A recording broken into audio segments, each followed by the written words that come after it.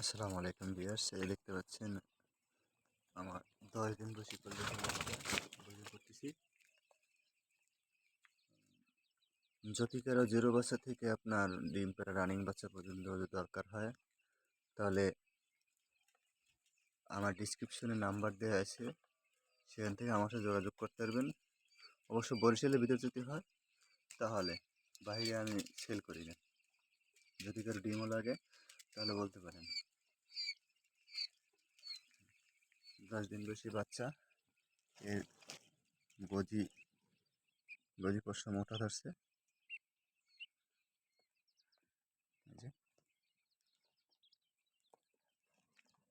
12 দিন হলেই বড় কোয়েলের মতো হয়ে যাবে একদম।